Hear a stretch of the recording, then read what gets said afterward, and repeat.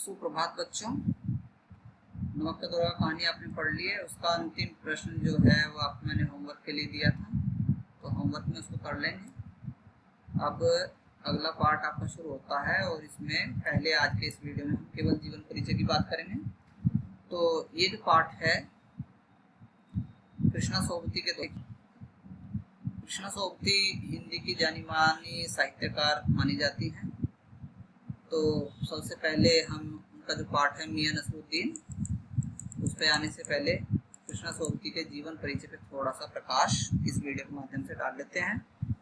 तो कृष्णा सोबती का जन्म 18 फरवरी सन 1925 गुजरात, पश्चिमी पंजाब, वर्तमान में ये जगह कहाँ है, पाकिस्तान में है, वहाँ हुआ था।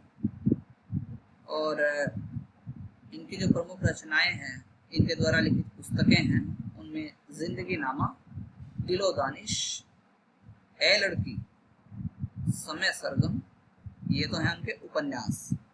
फिर उनके कुछ कहानी संग्रह हैं, डार से बिछुड़ी, मित्रों मरजानी, बादलों के घेरे, सूरजमुखी अंधेरे के, ये हैं उनके कहानी संग्रह। और फिर उनके शब्द चित्र और संस्मरणात्मक लेख हैं, उनमें हम हशमत, शब्दों के आलोक में, ये उनके कहानी संग्रह हैं। अब उसके बाद इनको मिलने वाले जो प्रमुख सम्मान हैं उनकी बात करते हैं। साहित्य अकादमी सम्मान, हिंदी अकादमी शलाका सम्मान, साहित्य अकादमी की 72 सदस्यता सहित अनेक राष्ट्रीय पुरस्कार। और बच्चों इसमें एक शामिल नहीं है, वो मैं आपको बता देता हूँ कि इनको भारतीय ज्ञानपीठ पुरस्कार भी मिला, और ये 2016 में इनको मिला था। अब ये समझ में नहीं आ रहा कि इसमें वो मेंशन क्यों नहीं किया गया, जबकि वो साहित्य का सबसे प्रतिष्ठित पुरस्कार माना जाता है। साहित्य में उससे बड़ा कोई सम्मान नहीं है हिंदुस्तान के अंदर, तो ज्ञानपीठ भी इनको मिला हुआ है। ठीक है, अब आते हैं हम अगला हेडिंग में दिया गया है कि उनकी मृत्यु होती है 25 जनवरी सन 2019 को। तो ये उनके जीवन का परिचय है। अब थोड़ा उनका साहित्यिक परिचय देखते हैं। हिंदी कथा साहित्य में कृष्णा सोबती की विशिष्ट पहचान है। वे मानती हैं कि कम लिखना विशिष्ट लिखना है। ये उनकी पहचान है कि कम लिख करके वो ज्यादा भाव देने का प्रयास करती हैं। यही कारण है कि उनके संयमित लेखन और साफ सुथरी रचनात्मकता ने अपना एक नित नया पाठक वर्ग बनाया है। उनके कई उपन्यासों, लंबी कहानियों और संस्मरणों ने हिंदी के साहित्यिक संसार में अपनी दीर्घजीवी उपस्थिति सुनिश्चित की है। तो उनकी लॉन्ग स्टोरीज भी हैं, उनके संस्मरणात्मक लेख भी हैं, उनके द्वारा लिखित उपन्यास भी हैं और छोटी बड़ी कहानियां हैं। इन रचनाओं की वजह से साहित्य जगत में वो एक स्पष्ट और सशक्त हस्ताक्षर मानी जाती है। उन्होंने हिंदी साहित्य को कई ऐसे यादगार चरित्र दिए हैं जिन्हें अमर कहा जा सकता है, जैसे मित्रों, शहानी, हशमत, उनके ऐसे पात्र हैं जो साहित्य जगत में अमर हो गए हैं। भारत पाकिस्तान पर जिन लेखकों ने हिंदी में कालजयी रचनाएं लिखी, कालजयी का मतलब समय को जीत लेने वाली किताबें लिखी डिवीजन पर, भारत और पाकिस्तान के बंटवारे पर, उनमें कृष्णा सोबती का नाम पहली कतार में रखा जाएगा, यानी सर्वप्रथम उन्हीं का नाम लिया जाएगा। बल्कि यह कहना उचित होगा कि यशपाल के झूठा सच, राही मासूम रजा के आधा गांव और भीष्म सहानी के तमस के साथ साथ कृष्णा सोबती का जिंदगी नामा इस प्रसंग में एक विशिष्ट उपलब्धि है। तो बच्चों ये हम पढ़ रहे हैं उनके द्वारा उनका जो जीवन चरित्र है, थोड़ा सा उसके बारे में।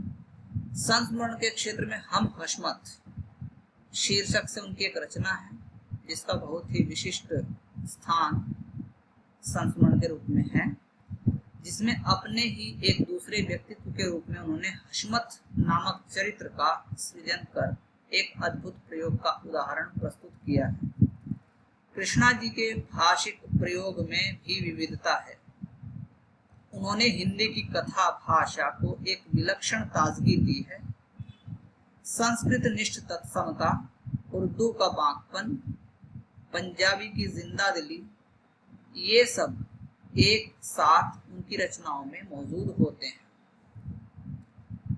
मियां नसीरुद्दीन जो शब्द चित्र है वो उनके संस्मरण संग्रह हम हशमत से ही लिया गया है।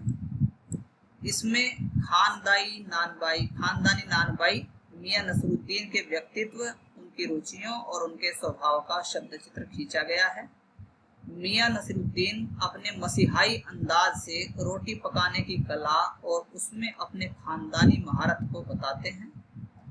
वे एक ऐसे इंसान का भी प्रतिनिधित्व करते हैं जो अपने पेशे को कला का दर्जा देते हैं और करके सीखने को असली हुनर मानते हैं। तो बच्चों, ये हो गया आपका आज के इस पाठ से लिंक। उसके बाद हम उस प्रश्न को एक बार फिर देख लें जो नमक का दारोगा कहानी का एक प्रश्न बचा था, उसकी तरफ जाते हैं, थोड़ा सा उसका विवेचन कर लेते हैं और ये जीवन परिचय आप अपने नोटबुक में लिख लेंगे। तो अब आते हैं हम दूसरी जो आपका वो प्रश्न बचता है थोड़ा उसकी ओर।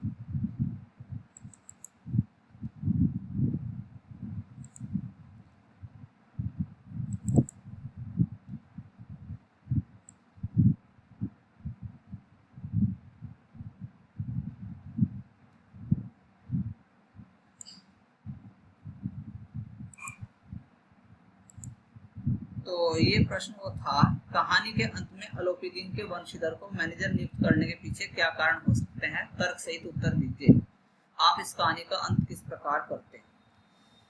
तो कहानी के अंत में अलोपीदीन वंशीधर को मैनेजर नियुक्त करते हैं, अपनी स्थायी मैनेजर नियुक्त करते हैं अपनी पूरी प्रॉपर्टी का। उसके पीछे कारण क्या है? वो है कारण उनकी ईमानदारी, उनकी कर्तव्य निष्ठा।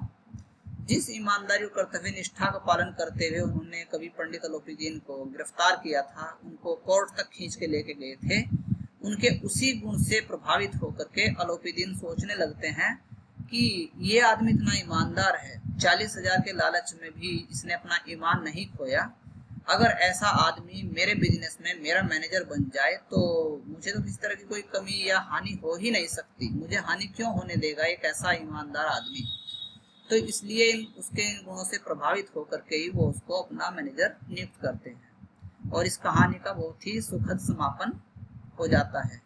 अब आप इस कहानी का अंत किस प्रकार करते हैं? तो बच्चों, ये आपके लिए थोड़ा सा विचारात्मक और क्रिएटिविटी वाली बात इसमें डाल दी गई कि अगर आप प्रेमचंद की जगह होते तो आप इस कहानी को क्या इस तरह से समाप्त करते? जैसे कुछ बच्चे कह सकते हैं कि नहीं, क्यों करते हम इस तरह से समाप्त? जिस आदमी ने हमारी नौकरी ले ली और बाद में फिर वो हमारे पास में आता है तो हम उसका प्रस्ताव क्यों स्वीकार करें? उसने हमारी सरकारी नौकरी चली गई उसकी वजह से। तो कुछ बच्चों की राय ये हो सकती है। कुछ बच्चे कह सकते हैं कि वो मेरे घर पे अब फंसा था, मुझे मेरी नौकरी चली गई तो पिता और बेटा दोनों मिलके हम उसको पीटते लठ लेके, ये भी दे सकते हैं। या कुछ आप में से सहमत होंगे कि नहीं, प्रेमचंद जी ने जो समापन किया है कहानी का, इससे ज्यादा प्रभावशाली समापन और क्या होगा, इसलिए मैं प्रेमचंद जी के साथ हूँ और मैं इस कहानी का अंत उसी प्रकार से पढ़ना चाहूंगा जैसा कि प्रेमचंद जी ने किया है। तो इस तरह से अपने निजी विचार आपको इसमें लिखने हैं। तो इस तरह से ये प्रश्न आपको कर लेना है और इससे पहले 5 प्रश्न की विवेचना मैंने आपको बता ही दी थी, तो ये सारे प्रश्न हो चुके हैं। तो कुल मिला के पाठ आपका पूरा हो गया और अगले पाठ का मैंने आपको जीवन परिचय बता दिया।